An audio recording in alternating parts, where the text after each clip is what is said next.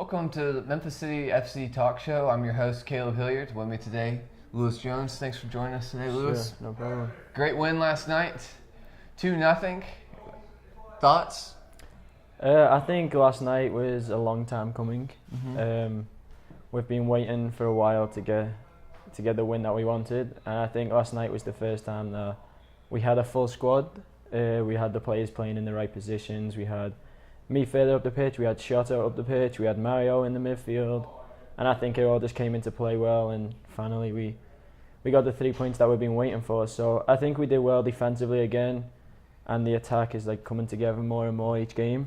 So I think from now on we can kick on and hopefully kick on from here and collect some more points. So it's like you said, players playing in the right positions. Do you like Shota more up top next to you type of thing? Is that what you kind of want to stick with? Yeah, so in like the recent games, I guess me and Shota, we were playing like midfield together, but we're both really attacking players. And so that was kind of hard because none of us wanted to stay so far back, but one of us had to do it. And so we spoke with Rafa spoke to us, and once we figured out like Mario is back now, Josh is back in the defense, we can push us further up the field. So last night I really enjoyed the game, being with Shota up the field and Jermaine, like we could link up really well. So it was fun to all play. All three of y'all had basically the whole game were kind of, I mean, not you were spaced well, but I'm saying you were all next to each other, spaced well, not bunched up. Yeah. But you were all looking for constantly 1-2s. And I thought that was something that I hadn't seen in other games, that you were looking constantly to get forward. Yeah, and I guess like that comes with when you know the players. It takes a while to get to know the players. And when people are like on the same wavelength as you, it kind of just flows. And we know that between the three of us, we can play that sort of stuff together. I think there was one move in the second half, involved KB too. Yes. And it was a few quick one-touch passes, and we nearly scored from it. So like now, like we're getting to know the players more, and everybody's more comfortable. We know how each other plays, and I think last night there was a lot of energy. There was a lot of good touches, and it just showed the fluency in the play. So I think now it's coming together. But for the likes of me, Jermaine, and Shota, like playing together like so high up the pitch last night was what we've been waiting for. So. At the very beginning of the game, there was a fullback on your side, and he came at Luke Parker initially and took him down and pushed him, and Luke kind of shrugged it off. And then you and him kind of got into it, but he tried to slide in hard. Like, they're trying to get in your head. You were calm. Like I watched you. You were calm. There were areas where you definitely had an argument, but you stayed calm. What's your thought process? What is that? Yeah. That's personal, or is that from the coaches? What is that? No, so I guess like being brought up in England, like the first thing we're taught on the field is look after yourself. Like, I mean, like I played in men's league when I was 16 years old, so like you have to look after yourself, but you don't want to lose your head. And so like as an attacking player, like defenders will always try like kick your feet, stand on your toes, like give you a little elbow, and you've got to stay calm for the most part. But at the same time, like if you can play but not get angry, but also at the same time you can lead them on. A lot of defenders are normally big people and they get mad real easy. Yeah. So a lot of the time, like I just try and make them like bite at me, and they end up like kicking me, standing on me, and they end up with the yellow cards and not me. So as an attacking player, like I really enjoy that. Like it makes me thrive off it. Like especially like if someone comes in and tackles me really hard or kicks me, like it just makes me want to prove a point for the rest of the game. Yeah. So like I don't really get involved too much in like the arguments and stuff. I just like try to work my own way to play better, I guess. I'm capable of staying like composed even when like having a few words with somebody. I think it's part of the game. So yeah, last night was a bit weird because a lot of the players on the opposition team were overly angry, I think. Yeah, I hadn't seen. Well, I had honestly never seen a game like that before. That's kind of the almost Americanized component of it as well, as sometimes that type of thing does happen where we have different sports where fighting is okay, and so some of these people have grown up playing these sports and they're more prone to drop the gloves in a sense instead of taking it and fully trying to figure out what's going on. The main thing was respecting the ref, and that was one of the main things. Is as a whole, Memphis City respected the ref last night, and Birmingham didn't, and that was the main. The main and I think the main thing of that, I don't know if you check the Twitter for like the clubs that we play against, but Birmingham were assuming they were gonna come over here and give it to us real easy, and we knew that wasn't gonna be the case. We've had a couple of tough weeks, so we bounced back from it, and I think that's why the players were so angry for the most part. Like, they didn't expect what came at them. They didn't expect us to be so good, and then when it comes to the referee, I mean, it was just horrendous, to be honest. Like, you'll see a lot of our guys, like, we question the referee sometimes. Like, I talk a lot to the referee, but I don't say bad things to him. I'm just like, ref, why is this, why is that? Like, trying to figure it out. Yeah, but like, I guess last night, I think the main reason why they were like so uphold and so tight to the referee was like, they just didn't expect what happened to them. And then once the first guy got sent off, I think like a lot of the players lost their heads, and like I actually told a couple of guys, dude, like, be quiet, because she'll send you off too. Like, you're gonna do yourself. You're gonna end up with like 7 players if it keeps on like this. So yeah. I mean, anytime you get 2 reds, you want to keep pressing, but you're up by 1 goal. It seemed like, what was Coach saying after the 2 red cards? Was he saying keep pushing, get the 2nd goal, or let's get out of here with a win? What was the thought? Yeah, so Rafa was, I mean, we were happy to just get the 3 points like last night. However, we would have liked more goals in the end. Once they went down to 9, Rafa's main thing was to keep the ball, make them run. Mm-hmm. But they didn't really want to run. They just sat back off us, which is fine because we kept the ball around the defence, and Mario, Damo, back to Josh, Sean, just kept going round. So that was fine. As a player, you want to get more goals, especially like as an attacking player. We had a lot of chances. It could have been like 4 or 5 maybe in the end. So for Rafa, he just wanted to get the win, but at the same time, he was appreciating the 2nd goal because that killed the game. We would have liked it to come a lot earlier than the 90th minute, but when Shota scored that goal, it was just like a sigh of relief. Like, okay, now we can breathe at last. It was a sigh of relief. Yeah, and it was a really good goal too. So it was a very good goal. You scored a goal too, but it didn't count. It should have counted. Yeah, I've watched that back today, and I wish I could question the referee. Keep going in that spot, and they'll keep feeding you there. Yeah, So growing up in England, where's your hometown in England? Where do you call home? So I'm from the north in Liverpool. From Liverpool, okay. Yeah, so it's a really well-known city for soccer, football. I know football, I guess I'd call it, but we have like a couple of major teams, which is Everton and Liverpool. Everton are obviously better, but... Can't you see the stadiums? Yeah, the 2 stadiums are like less than a mile apart, I think. That's awesome. Yeah, it takes like, you can walk there in a really short time. So growing up, did you go to Everton games? Yeah, I used to go to all the games. So when I was younger, I went with my dad to all like the home games. As I got a little bit older, I started going with my friends to like home and away games. Mm-hmm. And like when I first came to America freshman year, that was one of the things that I really missed, like going to the games. Like, I don't know, people don't really appreciate going to the games until you've been so many times. Like, it's so fun, and I guess like all I've ever done is play football. So like watching the team that you like so much is like the best thing you can do. So yeah, the first thing, that was one of the main things I missed when I came here. So when I go back home, I always try to at least catch 1 game in while I'm there.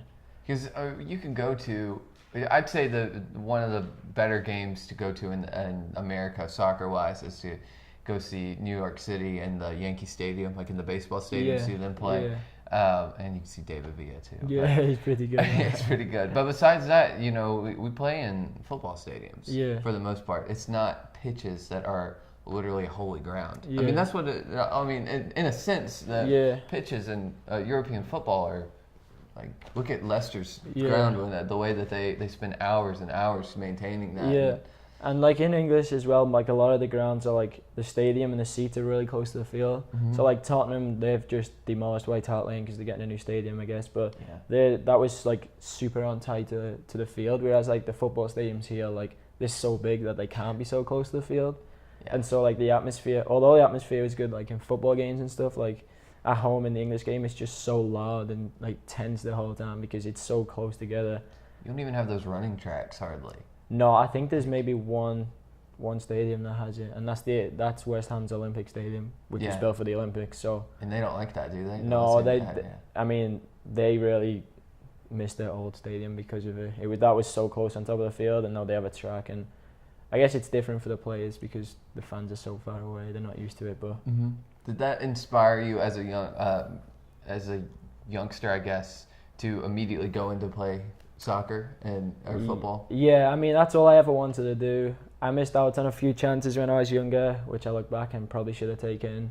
But I guess everybody does that. Yeah. So yeah, like it's all I ever wanted to do. And then before I came to the States, I knew a guy who was out here playing, and he advised me like, it's really good, you should come out. And I've never looked back really. Like it's probably been the best thing I did. So. How'd you get here? Did you sign up with anybody, any organization or something, or scouting? No, not really.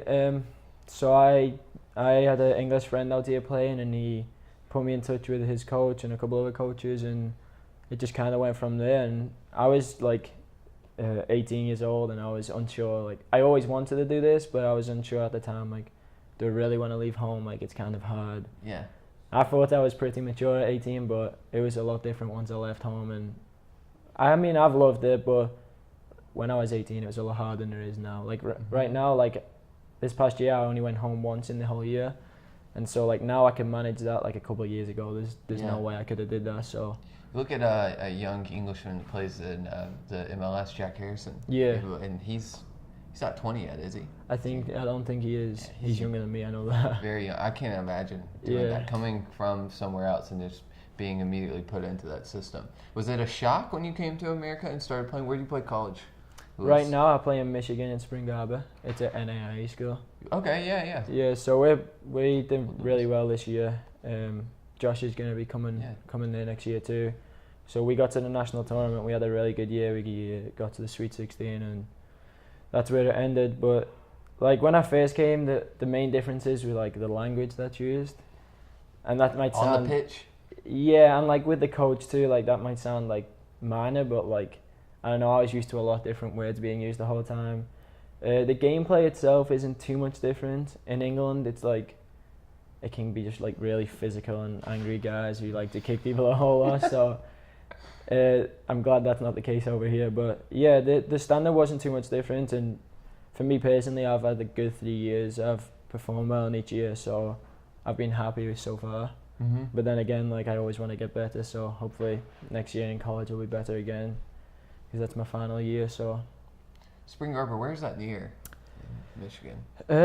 So the biggest town close to us would be Ann Arbor. That's where like the University of Michigan is. Yeah. So that's like probably like 30 minutes, maybe 40 minutes away from us. But our town itself is a kind of small town.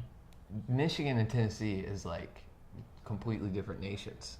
Yeah, I'm sure you've noticed that. Yeah. Like Michigan people compared to Tennessee people are really Southerners. Yeah. Really, Midwest compared to the South is night and day. Yeah. What is there anything you can strictly like pull from, like with the differences between people that live in Michigan and people that live in like being in Memphis? Is it the food? The food's a little bit different, I guess. Yeah. No, the accent, I can definitely tell the accents. Maybe a couple of years ago I wouldn't have been able to tell, but now I can definitely tell the accents.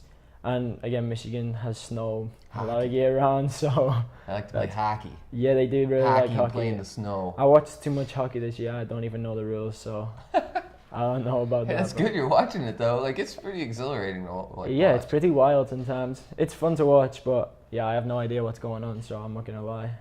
But is there a certain food that you can't get in the States that, or a certain comfort, I guess, that you can't get in the States, besides like going to Gunderson and my mom's right? cooking. Gunderson Park? Gunderson Park, yeah.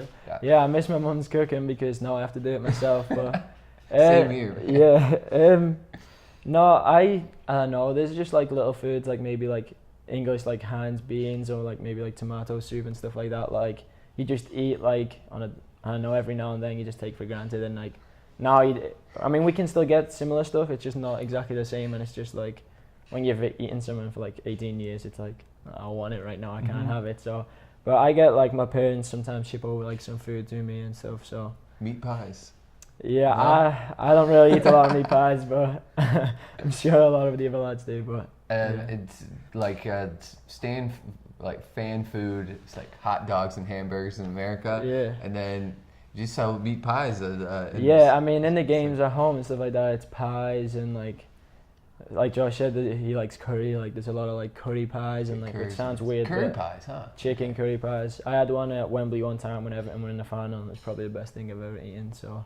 Is Goodison your favorite park? Or is it your favorite like stadium ever you've been in? Or? Yeah. You said Wimbledon. Yeah, I guess it's probably the best I've ever.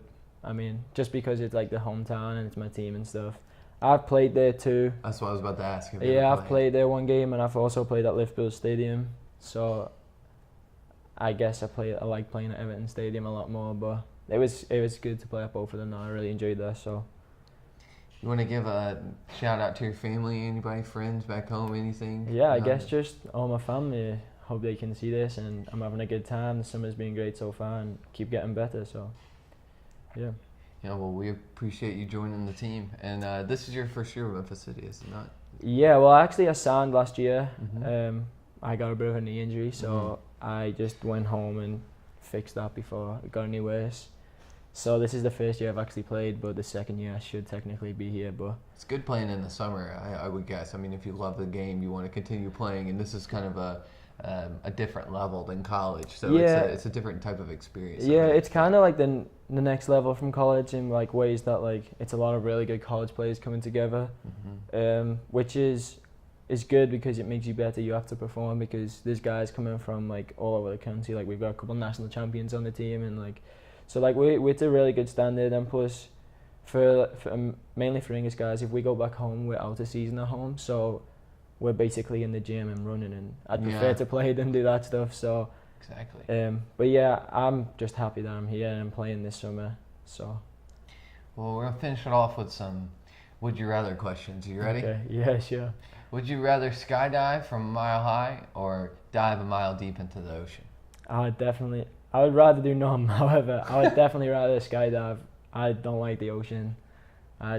There's too many things in there to go wrong for me, so I'll take the skydive, I think. Yeah, I agree. Too many variables you can't account for. Yeah, and I don't like the waves and stuff, not for me, so. I don't like the ocean. Yeah. Would you rather wear flip-flops for the rest of your life, including on the pitch, or would you rather wear a dress for a month? Well, if I wore a dress for a month, my dad will probably disown me, so I think I'll have to go with the flip-flops, and I'm figuring that out on the field. I don't know how I'd do that, but I don't think I'd look too good in a dress. So. Well, Josh says that he could pull off a dress. I think Josh has too much confidence in himself. I think that's the problem there. But thank you, Lewis. Appreciate it. Get some rest, man. Good luck against Asheville on Thursday. Big matchup. Y'all will be able to take them out, I believe. Sure. Thank you.